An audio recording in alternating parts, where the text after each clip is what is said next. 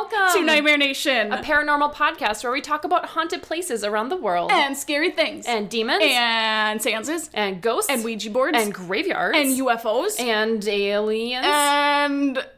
what else haven't we said?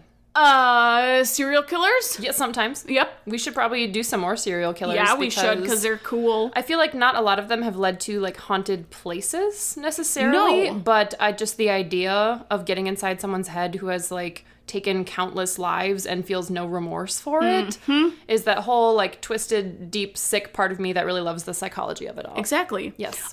Did you know that there is a thing called paranormal psychology? What? Yeah.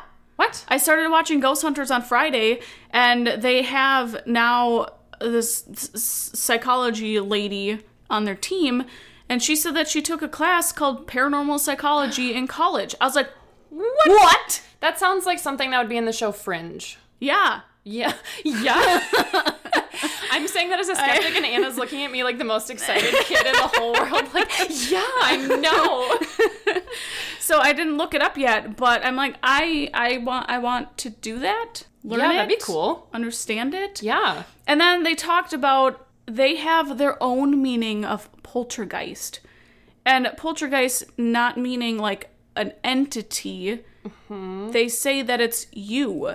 And you're essentially manifesting what's going on around you. Really? So, like, yes. your own, like, psychic energy is causing disruptions in yes. the, like, physical world. Yes. That's a fascinating concept. Mm-hmm. I don't know how I feel about that. I thought it was very weird, and I don't know... So we're, like, haunting ourselves. Yes. No, I don't like that. No. No. Because that's... I don't think that would be considered a haunting.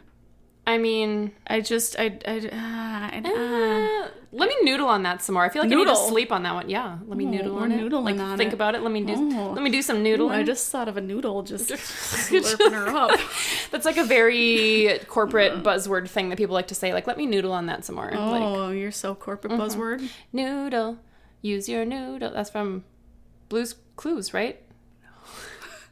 I'm pretty sure that's a thing. I'm pretty sure I didn't just make that up, but it's okay. I could be wrong. No, it sounds legit. Yeah, and I mean, I did it with confidence. So yeah, you did. That's all that matters. Thank you. That's all you need. So, guys, something exciting just happened in Anna's life. I got a tattoo. Settle down. I'm so excited. Try that again. It looks so good. It does look so good. It's so good. So, you guys. Everything just aligned for me to get this tattoo. The universe wanted her to get it. Yes, it wanted me to. So I had it scheduled for September 8th. And I got it last Friday. And then last Thursday, I got a call from the tattoo shop. They're like, hey, so your artist got a opening. Do you want to come in tomorrow? I was like,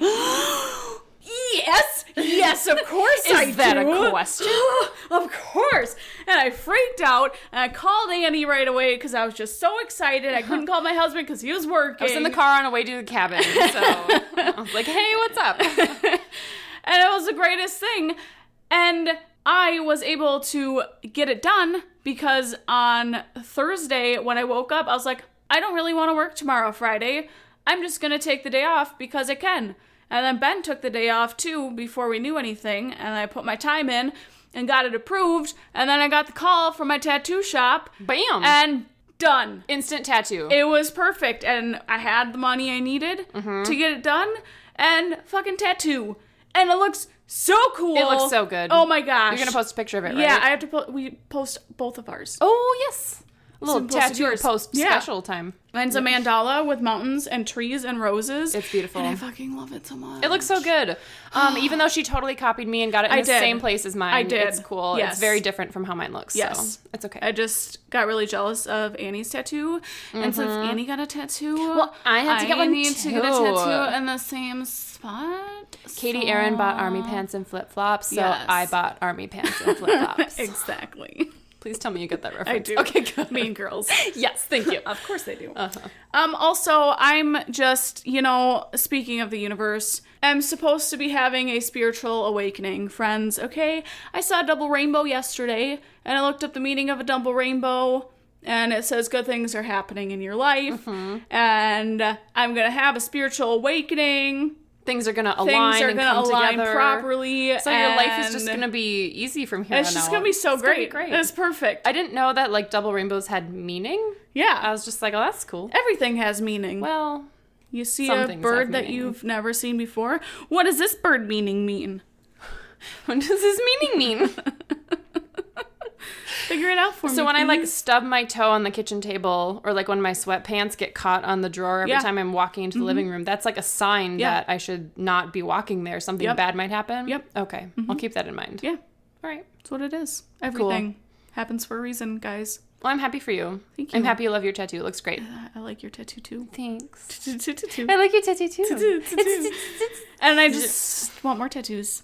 Yeah, they're so addictive. I decided last night I'm going to get a Hocus Pocus tattoo. What are you going to get? I'm going to get the black flame candle, and then wrapped around the black flame candle is going to be a banner that says, it's just a bunch of Hocus Pocus. It's just a bunch of Hocus Pocus. What a theme for life. So much of life is just a bunch of, like, smoke and mirrors and bullshit. Pretty bunch much. of Hocus Pocus. It's just great. I love it. I love I'm that excited movie so for much. you. I know. So speaking of witchy things and scary stuff. Yeah. I don't know. Hocus Pocus isn't really a scary movie. No. But witches, scary things. Yeah. There's a loose connection there. Very loose. Where are we talking about tonight, Anna? Ooh, we're taking you to Kansas, to the Stull Cemetery. Stull. Guess where it's located? In Kansas. In Stull, Kansas. I got it right. Weird. I'm proud of myself. That's so cool. So this little baby town is an Just a little baby. unincorporated community. So really? You pass by it, you blink, and you missed it. Kind of like Grey Cloud Island, I think, is also, like, Yeah. unincorporated. It's its own little baby. like, township Yeah. or something. Yeah, Yep. interesting. So Stull was founded in 1857. The settlement was initially known as Deer Creek. No one really knows where the name came from. It's just Deer Creek. Bet there was a creek and some deer. Probably. If I had to guess. Yep. Until it was renamed after its only postmaster, Sylvester Stull. Oh. So they named it after That is him. a sweet-ass name. Right? Sylvester Stull. Why does everyone we talk about have the most interesting name on the planet? Because people back then actually named their kids cool names, unlike now, it's just like Richard and Michael and Matthew and Ashley. and Emily. And Not that there's anything wrong with those names, No. but they're just very common. Yeah. Yeah. You need some cool names. Either like that... Oh. Ostrich. Ostrich? I thought you were going to say, like, Astrid, and then it was like ostrich. Like, whoa. Astrid. Astrid. I was just going to say Astrid. I feel like maybe there's something, like, if you have an like a very unique and very interesting sort of, like, culturally atypical name, maybe that makes you, like, more likely and almost, like, predestined to do something interesting with your life. Like, found a town named Stull. Mm-hmm. I'm going to name my kids cool names. Cool. We have Rutledge for a boy name. Rutledge, really? Yeah. What are you going to call him for a nickname? Rudy or... Rudy! Rut. What's up, Ledge? Ledge. D. Do not call him just D. Hey, D. Hey, what up, D? What up, D? Oh, don't do that. Please don't do that. I will really good. friendship disown your kid if you just call him D. That's unfortunate. Yeah, sorry. Okay. The first European settlers in the area spoke German as their native language, and most of them fled the German Confederation for freedom and to escape military duty. They didn't want anything to do with military. Said, I'm done. So this was like mid-1800s? Yes. Okay. Yep. And then now, as of 2018, only a handful of structures remain in the area. So obviously it's just this tiny little town that not a whole lot of people live in. I really hope there's a lot of really cool, like, historic, abandoned, like, ramshackle shit lying around. Like, I'm sure there is. Like in the Pine Barrens with just, like, the, like, moss growing over the walls and everything. I want to move to Stull. Let's do it. Okay, great. Perfect. I love it. Okay. In the 19th century, a handful of families living in Deer Creek organized a church that met in the homes of its members until 1867, when a stone structure called Evangelical Emmanuel and Deer Creek Mission were built. Why you need two churches in this tiny town is beyond me. Are they saying that they, like, took... Wait, hold on. There's two? Two. Evangelical Emmanuel and Deer Creek Mission. Oh, I thought that was all just one giant name. No. Okay, interesting. 2. Yeah, 2 churches for the population of like 70 people. Yes. I mean, maybe there was like some like East Side, West Side tension going on and they couldn't go to the same church. They needed like their own little... I guess so. Like, they needed to be fancy. There was a small town blood feud going on and they were like West Side Story. Yes. Yeah. Exactly. But like in West Side Stull, Story. Kansas. Yeah. So in 1867, a cemetery was chartered for the town right next to the church. In 1922, those living in Stull. Oh, I saw the name Skull. But I saw the name Skull pop up a lot in like other articles and like legends around how the town may have originally been named Skull and all the creepy connections because the skull. And I'm like, no, I think you're making things up. Yep. But so I thought maybe Skull was actually intentional the way you said it. But no, it's supposed to be Stull. But my great. phone just autocorrected being stupid. That's cool. So they raised $20,000 to construct. How many dollars? 2,000, but I'm like, that's a 20. Yeah. 20,000 to construct a new wooden framed church across the road and change their name to Stull Evangelical Church. Cool. So they're just switching churches all around. And that's a lot of money back then. I feel like 20,000. I guess I don't really know what that translates to today money, but it seems like a lot back in the like that's a lot. Mid to late 1800s. Yeah. Then due to the new church being built across the way, the old stone structure was abandoned and fell to a decrepit state. I love decrepit churches. Decrepit. Until it was finally demolished in 2002. But is it a big but? The church is said to have been used by Satanists, yes, witches, covens, and cults for their rituals. So, given how small this town is, that tells me that either everyone in town is a witch or in a cult, or everyone from the surrounding area was like, hey guys, we found a free spot. We don't have to meet at the community center anymore. We'll go use the abandoned cemetery. building in the cemetery in Stull. Yeah, because why not? Apparently, cemeteries are better for that kind of stuff. I mean, sure. A lot of death and dead people, spooky things. Mm-hmm. Then, of course, in 1899, the very first post office was established, and the town, like I said, was renamed after the only postmaster in town, Sylvester. Sylvester Stull! Little Sylvester. He's my favorite name of any of the names we've said so far. Just saying. It's just so fun. But, you know, when you have 2 churches for a town of about 50 people, you obviously need to have 2 schools as well. Oh, sure. Why not? Yes. Let's just... to house the 5 children that are actually going to go to school. Right, if it's a population of 50 people, like, not all of them are children. Like exactly. Wow. Yep. So their schools were, like, one room, like a small shed. Probably. Okay. That would be my guess. That seems so wasteful. Right? That is not a good use of space. Oh, but don't worry. So they had 2 schools that were open in the town. But by 1962, they closed one of them. Oh, good. But these schools were also used for more church services. Oh, like, sure. how many church services are you having, and why do you now need, like, 3 churches? Well, because the balls. Johnsons like to go to church at 7 a.m., but then the other people on the other side of town like to go to church at 9 a.m., and you obviously have to have 3 different places with separate sermon. And they probably had 14 different priests in the town, too, just to cater to each individual citizen's needs. Absolutely ridiculous. Yep. They also used it for debates, for voting, and held competitions for baseball, horseshoes, sewing, and cooking. A freaking professional sewing contest? I want to be a part of one. Right? I don't know how to sew, but I can kind of sew. I mean... But you got a small town, you gotta find something to do. I guess. It was like before the days of like tractor pulls and stuff. I love that. Cooking competitions, that's the one that I'm like, I want to do that. Yeah, that'd be awesome. This was all in the school? Yes. Cool. Okay. Everything in the school. Like every other ancient building we talk about, it has to encapsulate at least 12 different functions before it's a historical place. Yes. Yep. So talking about the size of the town, in 1912, the town had a whopping 31 people. Oh, shit. 31. That is literally the size of one of our classes in high school. Yes, one classroom. That may even be small. Our graduating class was 500 people. Yup.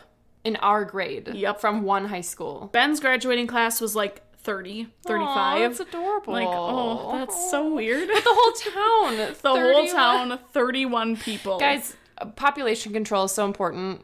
Yes. Right? Like, I mean, 31 is really drawing a line from, someone needing to step in and kind of call Y'all out need to calm down a Yeah, little bit. seriously. Use some birth control. Seriously. Jeez. But don't worry, the largest population ever in the town was 50 Oh, people. good. Oh, good. So, you got some fluctuation there. I mean, I was scared for a little second bit. we were going to dip our toes into triple digit territory. I got real nervous. Don't Okay. get that ridiculous. Okay. Come on now. All right. God. Yeah, right. Don't be Not in stupid. Stull. So, of course, many said that living in the town, their lives were quiet and easy, while often very boring. Well, no duh. Hence, the sewing competitions. So all they did was go to church and sew shit. Yes, okay. exactly. All right. Super fun. That's hilarious. But in order to keep themselves entertained, they'd had organized baseball that became very popular, and also hunting rabbits was very popular, and it was not uncommon for the town folk to have around 300 freshly killed bunnies brought to the local butcher. Oh, 300. Oh, God. Like, that's ridiculous. Like, in a day? That I don't know. Oh. If it's in a day, then they're just That's all a out lot. hunting rabbits, like, all day. Kind of makes a difference if that's, like, daily, weekly, Right. annually, like... I mean, that's a lot of rabbits. But it's a lot of to eat. rabbits. Yeah. It's a lot of rabbits. So Yeah. So that butcher made good business then, is heck what yeah, you're saying. just chopping up them rabbits. I can't, like, I love going to butcher shops and, like, picking out delicious cuts of meat and everything, and then I, like, walk in and I kind of get that butcher shop smell, and I'm like, so gross. some of you do this all day, every day. Yep. Like, for a living. Yep. And you don't start with it nicely cut up and, like, in a little paper. It's like, the full thing. you break down an animal. Yep. No, thank you. Yep. Kudos, hats off to all the butchers out there. I couldn't frickin' do it. I could not do it. No. I have a hard time just, like, cleaning, like, fish or, Yes. like, dealing with raw chicken. As much as I love to cook, handling raw meat is not my favorite thing. When the whole pandemic started to happen, and because of, like, production and stuff with meat, there was a pig farmer who was selling his pigs for super cheap. And, like, you had to come pick it up alive, or you could kill it on the farm. Like, put a freaking live pig back in your truck. Yeah. Like, oh. Or just kill it there and then bring it home. And we were talking about getting one, and You were gonna fucking get a whole pig? Yeah. Oh my god. Oh my god. I can't believe what I'm hearing. Ben's dad worked as a butcher, so he knows, like, the proper cuts and everything, which is fine. So Ben called his dad beforehand and was like, hey, we might be getting this pig, because they were, like, $150 That's for the so whole thing. cheap. Yeah, Oh that's my why we God. wanted to get it. But then his dad was like, okay, so you're going to kill it, but you need to drain the blood first. You have to gut it. And then where are you going to throw the blood? Where are you going to throw the guts? And then pigs are difficult because of their bone structure, their muscle structure, that you need to actually use, like, a saw to get through their bones because of, like, where they are. You can't, like a cow, you can properly cut At the away joint or whatever. from, like, the joints, the ribs and stuff, whereas pigs are just kind of all over. And his dad's like, pigs. yeah, I don't have a saw to cut through it, and it's pretty thick. And we're like, yeah, let's just not do I was going to say, do you really want to put yourselves through the trauma of, like, Yeah. stringing up a pig and draining it of its blood? Like, Because we could have taken it, because we have a pig processing plant just down the road from us. Do you really? Uh-huh. It's right off of Main Street. Oh, is it the thing right across from your neighborhood? Or is it down the road a little it's bit? down. Okay. It's down, like, a little bit outside of, like, Main Street town. But we thought about keeping it, or bringing it there, but it was on a Saturday that we were going to get it, and we're like, we can't keep it cold and fresh until Monday to bring it in. You could have just, like, let it So- hang out in your backyard. Just have, like, a pet That's what I pig. was thinking. It's fine. We just like have a a 300-pound pig. Guys, we're just pig sitting for the weekend. It's not a permanent thing. It's fine. It's fine. Don't worry about it, guys. That's crazy. I didn't know Ben's dad was a butcher. That's Yeah. fascinating. I have 100 million questions for him. Perfect. Great. He can answer all of them for you. Awesome. So you know how to find the proper cuts of beef Okay, good. and everything else. So it's a little tidbit about me. That's a fun side story. I appreciate that. You're welcome. Alrighty.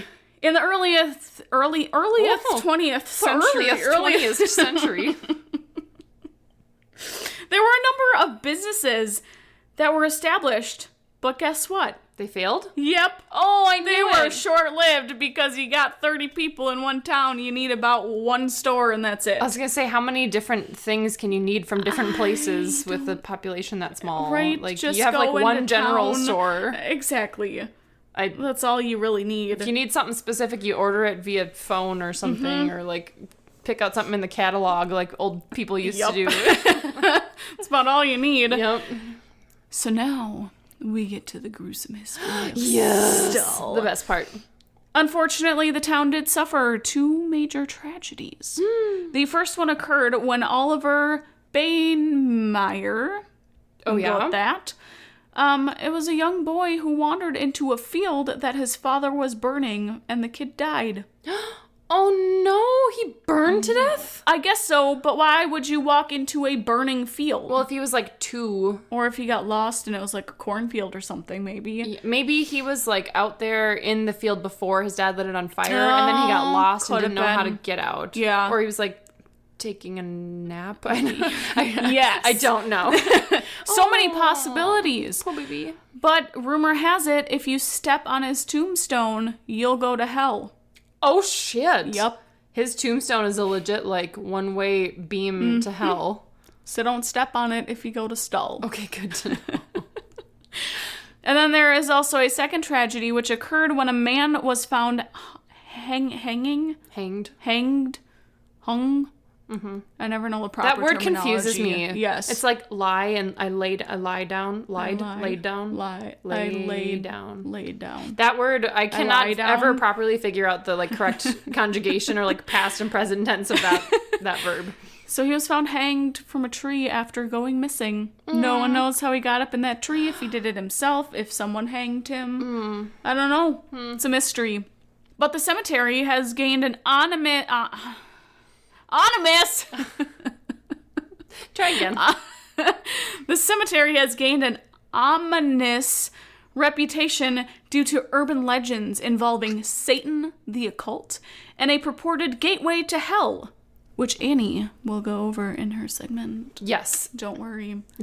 And it's so interesting because I feel like of all the places we've done, this is the one that seems to be almost entirely urban legend. Yes. There's not a ton of actual, like, physical proof of anything. There haven't really been paranormal, I'll get more into it, but, like, there haven't been a lot of investigations. It's just, like, a lot of hearsay and rumors that have just blown up and become really, like, larger than life. Yeah. But even if they're fake, they're still really interesting stories. Yeah, they are. They're pretty cool. Yeah, it's cool. So going into it, the most widely accepted theory behind the origins of Stull's evil reputation is it's tied to both a large tree that once stood in the cemetery and an old tombstone inscribed with the word Wittich, I believe. So the tree, it said, was the hanging tree for the condemned witches who were put to death by the townspeople.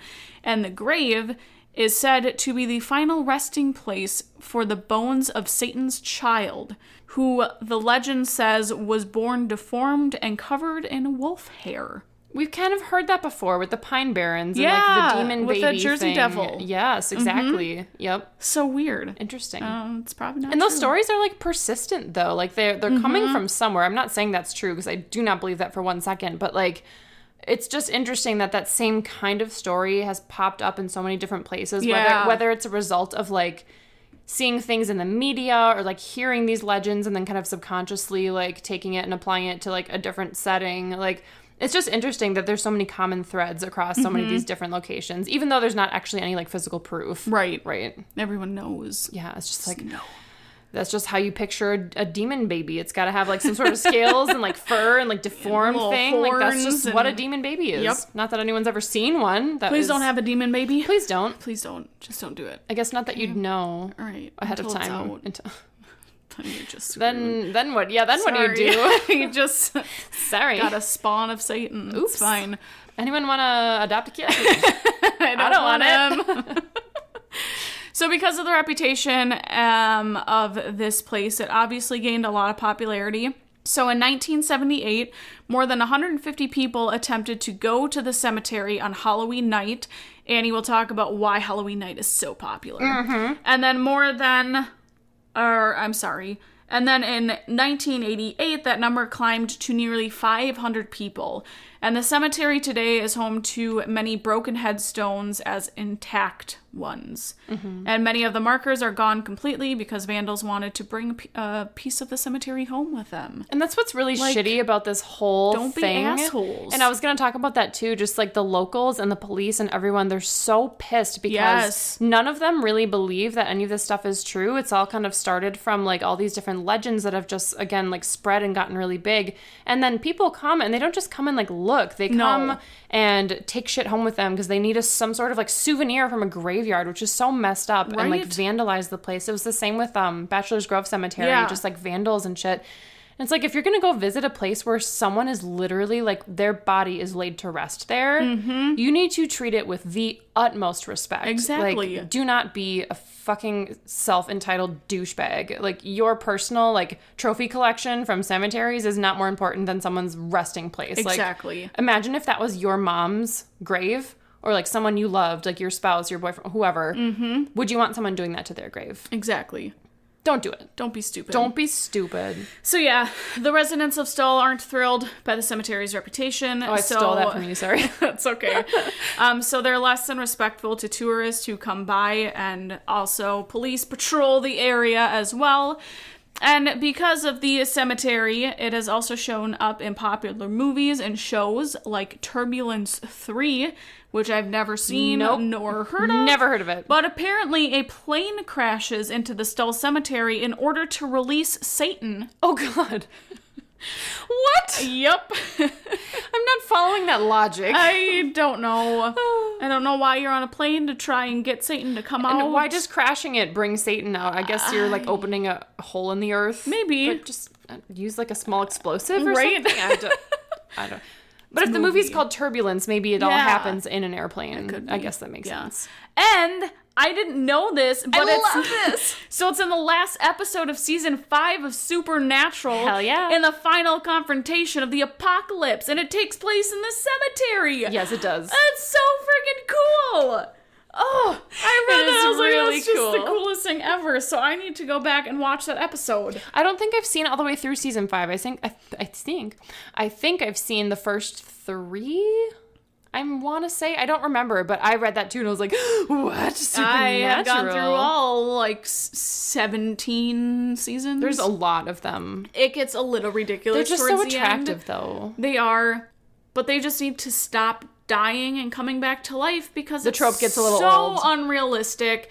And they just keep trying to push the story towards the end of the show, and just fucking stop. Time to be done. Yes. How's your Lost watching going, by the way? I ended it. Are you pissed? There's no words? So many things. I'm just so mad. So many storylines that aren't freaking complete. No, none of them. About 10% of them. Why are all of them, spoiler alert, if you haven't watched it, I'm gonna ruin it for you. Why did they all end up, at the freaking church? They're all supposed to be dead, but they all still look the same. So Jack dies on the island, but then Hurley and Ben still live on the island, but then somehow died on the island. But is the island even real? Did they all die in the plane crash? But they couldn't have because they get off of the island.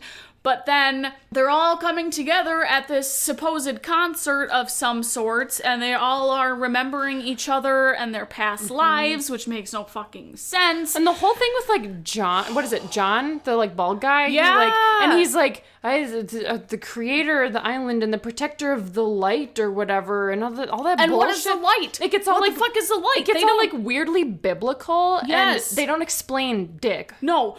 The end. When freaking what's-his-nuts is sitting in the back of the church looking at the coffin, and his dad comes in and he's asking these questions like, oh, well, what about this? What about this? And the dad doesn't answer the fucking questions. That was your opportunity. Oh my God! He just gave the most generic answers. Like, would you just fucking answer these questions for me? Because none of it makes sense.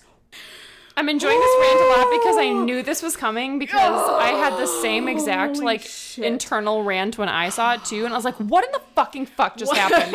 And I was so mad. And I feel like what happened is they kind of wrote the start of the show without knowing exactly where they wanted it to go. So then when it came down to actually like furthering the plot, they're like, oh shit, we gotta like pick a direction. And then they kind of like went a couple episodes in that direction and they're like, well, now we have to explain this. Yeah. So then they start just like bringing in all these little pieces because there were so many plot holes. And I feel like all they were doing is putting Band-Aid after Band-Aid on plot hole after plot hole. And you got to the end and it was literally like, okay, guys, it's been 6 seasons. We have dug ourselves into not a hole, but a fucking pit. And we don't know how to fix it. We need to just wrap this shit up. Just wrap it up.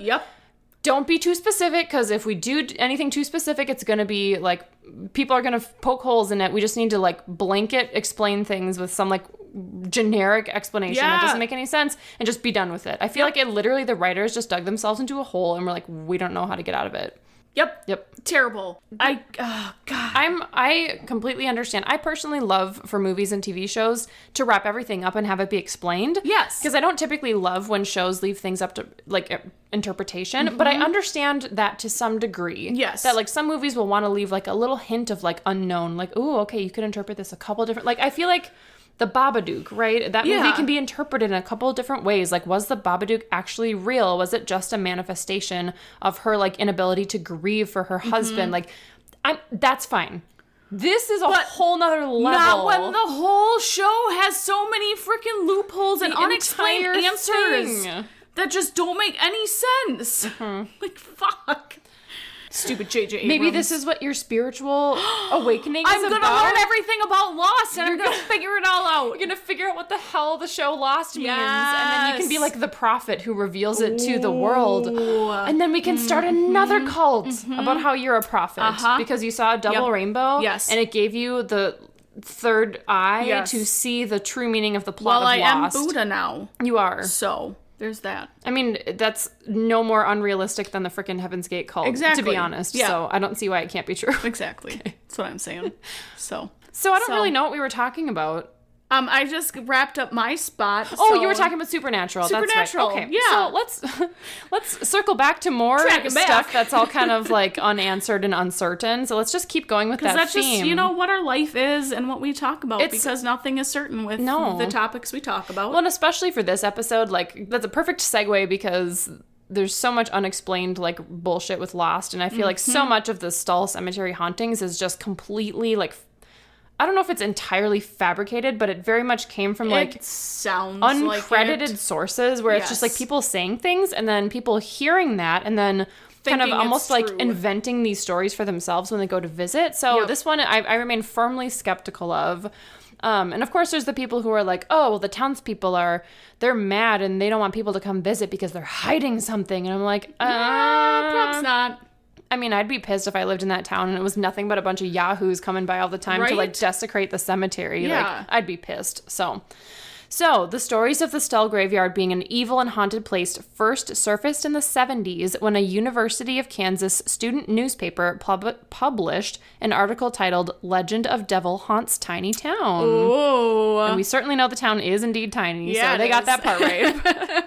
The only truth to their story. Right. But the story really blew up because the article got picked up by the Kansas City Times in 1980. So much larger, much more credible newspaper. So like, shame on them for kind of jumping on this, what was clearly, I mean, some people think it was honestly like a Halloween themed like creative piece. Like they don't even know that it was necessarily like an article based on any sort of interviews or evidence. They thought it might have just been like a creative writing piece from one of the newspaper students. So like that tells you how credible these stories are.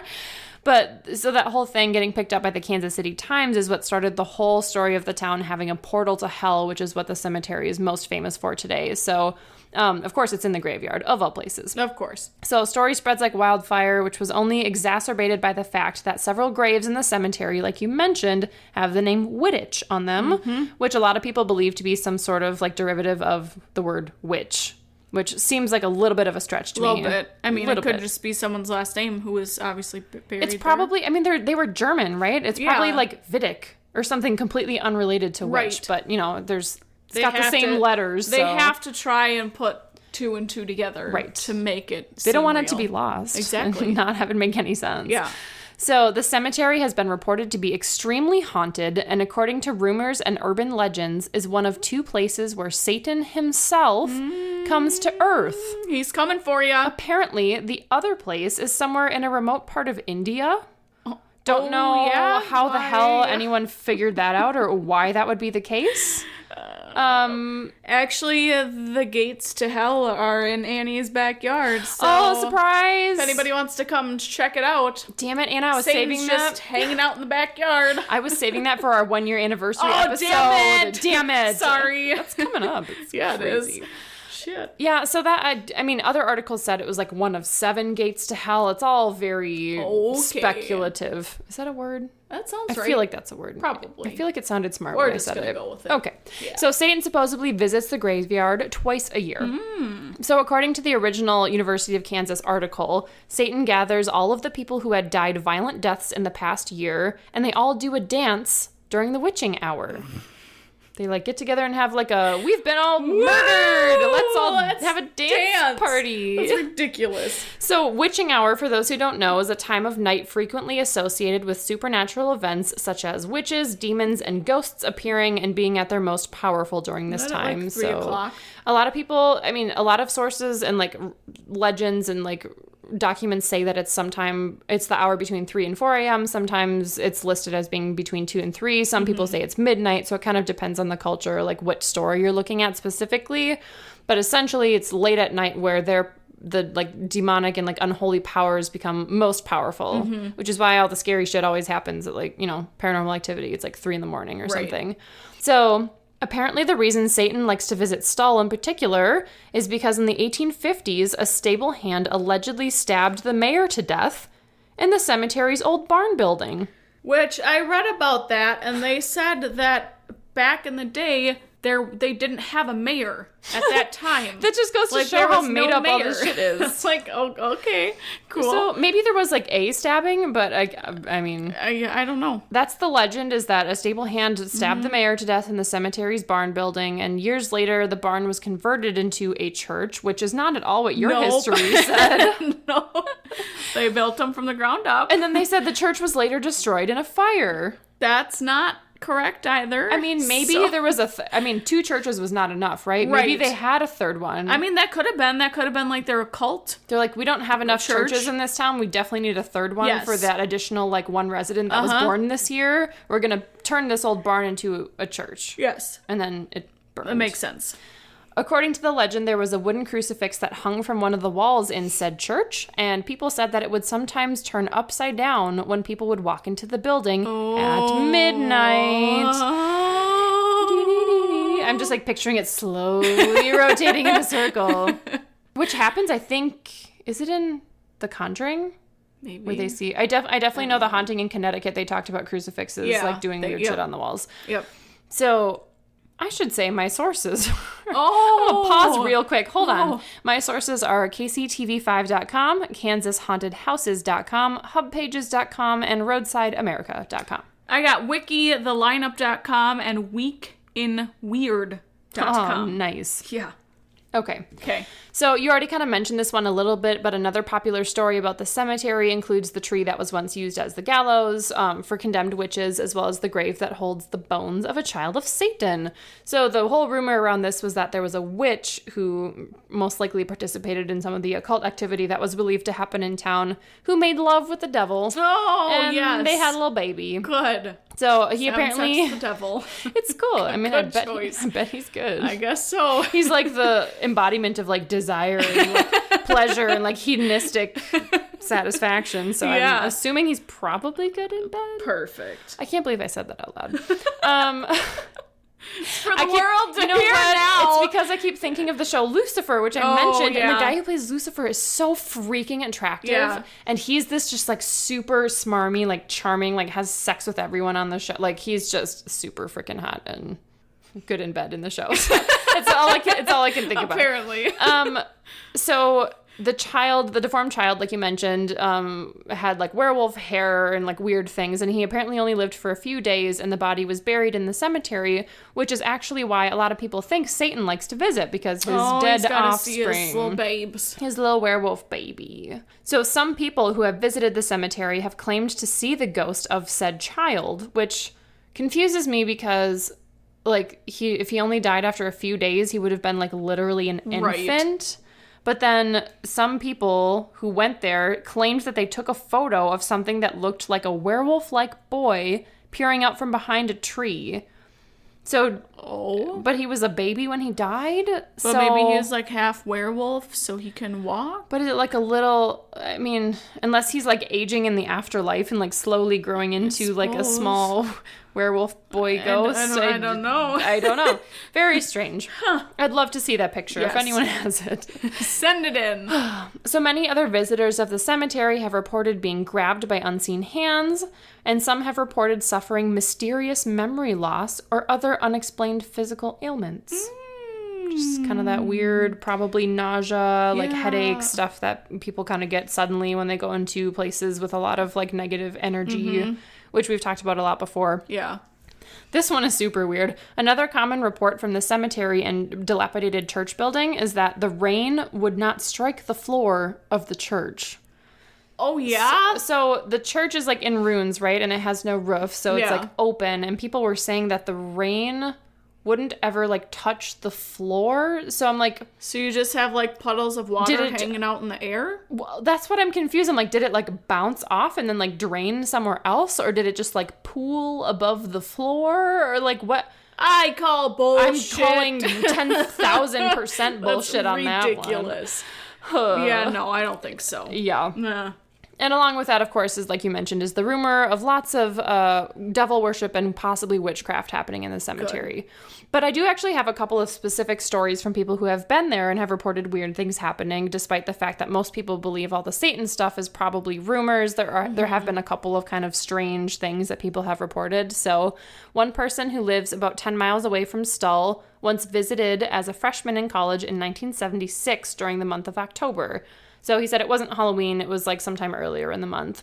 So he and his friends had heard the rumors about the cemetery, wanted to go see it for themselves.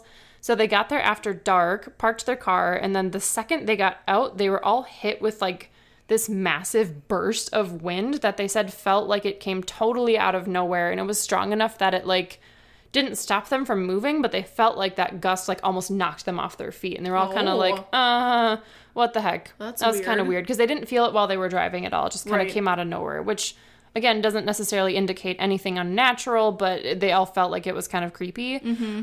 So this is before they had all like the fences and police patrols and everything, so they were able to actually go in and just explore or whatever. They didn't have to worry about trespassing. And they said that after a few minutes they started hearing a soft sound. So they stopped and listened and decided that it sounded like a small bell ringing softly in the distance. Oh. Just kind of like tinkling, I imagine. Yeah. So they started looking for the source of the sound and found the bell tied to the branch of a large tree. So when they found it, they realized it was very loosely tied to the branch with just like kite string, like not anything sturdy. And they said it looked like it was just going to completely like fall off any second. So they were all kind of like, A, how did it not blow off the tree in that like really massive gust of wind? And B, like why didn't we hear it ringing when the wind blasted by? It would have shaken the bell. Yeah. And they didn't hear it. So they're like, who hung this bell here? Did they hang it like right as we arrived? Has it been there all along? Does it signify something like paranormal? Not a clue, but they were all kind of like, that's weird. So then... so at this point, their group had like split up into like two groups, and their other friends had like shouted like, look, come over here, we saw something. And when they rushed over, they said their friends had seen a figure standing near the dilapidated church. So the figure was no longer there, but he was described as an extremely tall, dark, shadowy figure who quickly ran off with seemingly inhuman speed when he was spotted. Satan! He was like, I gotta get out of here. He's leaving. So they also said that it oddly seemed like the darkness didn't like envelop him the way it did to everyone else in their group. They said it almost looked as though he was standing in like normal daylight and everything else around him was like really dark. Oh, that's weird. And, like they were looking at each other and it's like normal darkness, kind of obscured vision, and he looked like he was just like crystal clear, bright as day. That's strange. Yep. Huh. They don't know if that person was someone who had went and hung the bell and then just like ran off. They had no idea, but they were all like, we should probably get out of here. This is a little creepy. So, in a separate but similar story, 2 men were visiting the cemetery, and shortly after they arrived, a strong wind blew up and was so strong. It was so strong it scared them, and they almost immediately decided to leave. But when they got back to where they had parked the car, it wasn't there. Rather, it was on the other side of the road, facing the opposite direction, almost as though something wanted them to leave. Weird. Their car just like did a little Yui. Just hanging out in the cemetery road. I mean, I could totally see like a pissed off resident of the town doing that to like play a prank on them and be like, get the fuck out of here. I'm going to turn your car around for you. That's what I would do. I know you would. So fun. You totally would. That'd be great. But they also had, there's been a couple of stories of like this very like supernatural seeming like wind blowing out of nowhere and scaring people, which is probably just the fact that it's in the middle of nowhere in Kansas and it's probably really flat and strong winds probably come out of nowhere really frequently. Probably a tornado coming by. Probably. Okay, in 2010, someone was passing through Stull with their brother on their way to Texas for a family reunion, and they decided to stop because, of course, they'd heard all the rumors, wanted to check it out. So they ignored the no trespassing signs and made their way into the graveyard in the late evening just as the sun was about to go down. So they said at first it just kind of felt like spooky. They didn't really like have anything that set off a lot of warning bells in their head. It just felt like kind of any other graveyard until they found blood. So not blood. So he said, he was like, I'm fully aware that it was almost definitely animal blood. I have no reason to believe it was human for any reason, but they said it was really creepy because it was in a gigantic splatter. Like as though something very large had died a very violent death, like right there in the cemetery. That'd be super creepy. Yeah, they're like, it had I wouldn't like that. Had to have been a deer or something really big because there was just so much blood, which is like, I guess if you said that the residents really like to hunt and like to like do that for sport, I guess it kind of makes sense. Yeah. But like, why would you be hunting in the cemetery? Unless the deer was hit by an arrow in the woods and they were tracking and then just bled out. Yeah, I don't know. Been. But they're like, this is a really fucking big puddle of blood. It was not good. So then it got dark. They turned on their flashlights and they decided to go to the place where the portal is rumored to be, which is near the church. And they said that although they didn't see anything specific, they definitely got an overwhelming aura from the place that made them extremely uncomfortable. And they felt their pulses immediately pick up and just got really panicky, like that kind of feeling like I need to get out of here. So they said it kind of felt like they were almost walking into a horror movie and realizing that they like did not belong in the place. Which I feel like makes sense given the rumors you would have heard. Like your brain would kind of be like priming you for that kind of reaction. So yeah. And they admitted that in the article too. But one person who visited the cemetery said that while they were there, not much happened that would really like that scared them. But at one point, right after it got dark, in a completely clear part of the sky, they started hearing very disturbing growling noises that seemed as if they were coming out of the air itself. An animal was... So they described it as though like it didn't sound like it was coming from any point in the distance, and like it's a flat area you can kind of like see around you, and they said it felt like it was literally coming out of the air like at them, not like it was some echo that they had heard or like some animal off in the distance. They said it felt like it was close and it felt like it was coming out of the air. Like that's weird. Yeah. And they're like, the sky was perfectly clear. We would have seen if there was some sort of like bird or anything flying around. And yeah. So that one was a little weird. That's weird. I don't like it. Yeah. So, as you mentioned, though, there haven't really been like any paranormal investigations because the townspeople are so like outspoken against people coming to visit, which makes complete sense given that they've had so many problems with vandalism and everything. And the one thing that I did want to mention that was an interesting detail about the story about everyone coming on Halloween night where there was like 500 people gathered. Yeah. This is all probably completely coincidental, but someone pointed out that all of the people hung out, had like been there for hours. And then the police weren't called to finally bring anyone away until exactly 11:30 p.m. And I saw this in like 4 or 5 different articles that I looked at. They got called away at 11:30 p.m. and everyone's like, oh, well, we've been here all day. Like, why did you wait until it was night to call us away? Like, you're trying to hide something. Like, it was almost midnight and you wanted us to leave because you know the stories are true and you're just trying to cover it up. I'm like, okay, that's probably bullshit. But, yeah. So they're but like, I mean, if they were there all day, why at 11:30? and I don't know if it was like all day. I just know they had been there for like a while. Oh, okay. I don't really know exactly, but I'm assuming at some point they were just like, I'm fucking done with this. This is stupid. Right. But it did happen to be somewhat close to the witching hour that some people believe is at midnight. So people were like, oh, they know something's going on. Conspiracy. Of course. Yeah, so. Huh. Anyway. Interesting. So yeah, no official paranormal investigations on the grounds to this day. It seems like it's mostly a lot of urban legend and rumors, but there have been a couple of interesting things that have been reported. So yeah, guys, if you've ever we'll leave been it up there, to you guys. yeah, to if you know. visit, don't trespass. Don't please, do it. Please respect the dead. Yes. Please respect the town. If you're stopping by on your way to somewhere else, do that, but be respectful. Just pay your respects to the people who died. And if the locals are rude to you, understand that it's because they're sick of dealing with bullshit. Yep. So exactly. be nice. Be nice. Yeah. Every day, just be nice. Okay? Yeah. Let's just make that like our mantra. Yes. Be nice. Okay. Every day. Everyone who joins our craft cocktail cult has to get "Be Nice" tattooed to their forehead. Yes. Yeah. Perfect. We You know should you probably want be to. the first ones to Probably. start.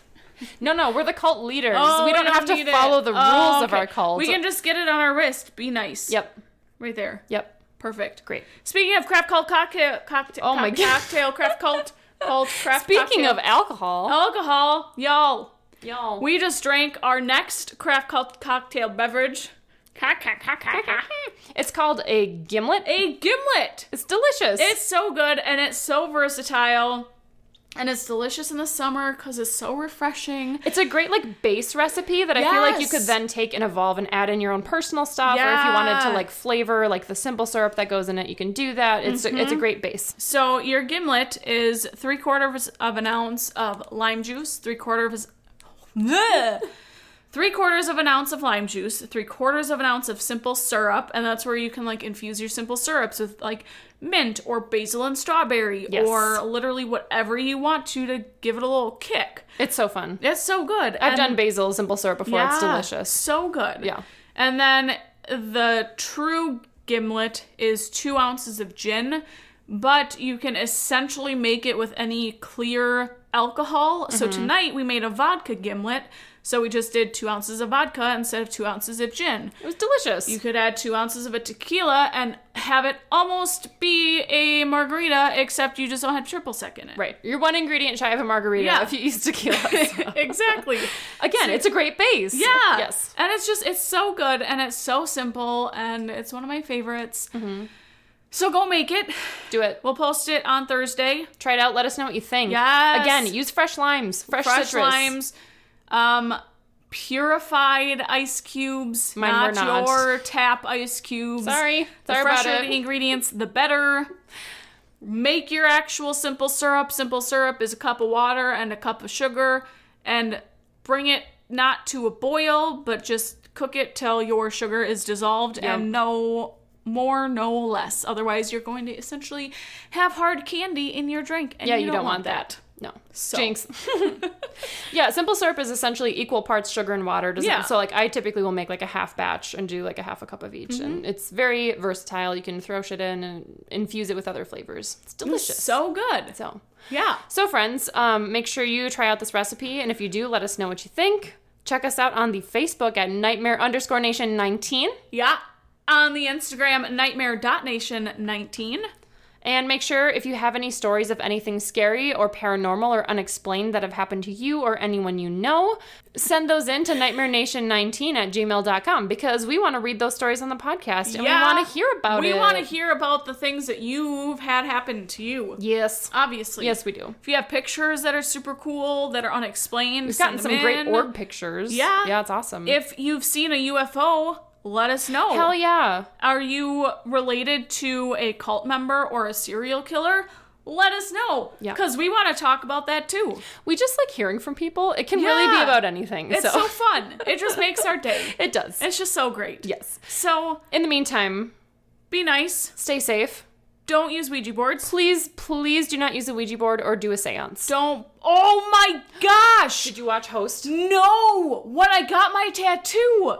So, my artist, fucking sweet guy, like, he loves all things aliens, paranormal, UFO. Oh my god. And everything. And Did I you tell him told about the podcast? I did. Great. He's like, oh, that's so cool. That's awesome.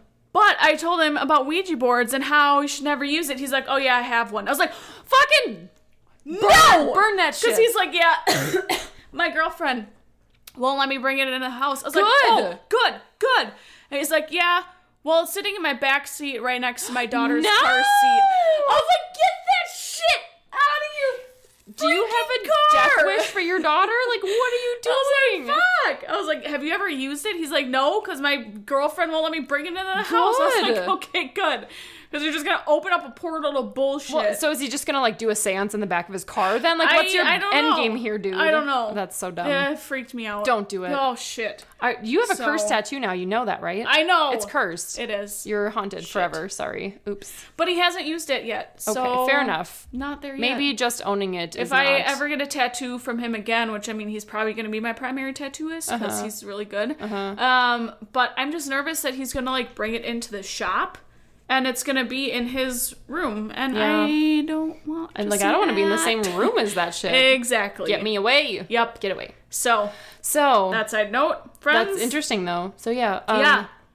But my comment about have you seen The Host is that there's a very short 50-minute horror movie on Shudder called Host. Oh. And it's about everyone like doing like social like Zoom calls in quarantine. It literally is about everyone being stuck in quarantine and trying to figure out ways to like do social stuff together, which I appreciate because I feel like it's the first movie to be made that actually addresses that. Yeah. And it's a horror movie about them doing a seance over like a Zoom call. No. And all this like creepy shit starts happening like in the background. And you like see it happening over camera. So it's in essence, it's kind of like a found footage because it's happening on all these people's like webcams. Yeah. But it's about doing a seance because they're all in quarantine and they'd normally be doing it together, but they can't.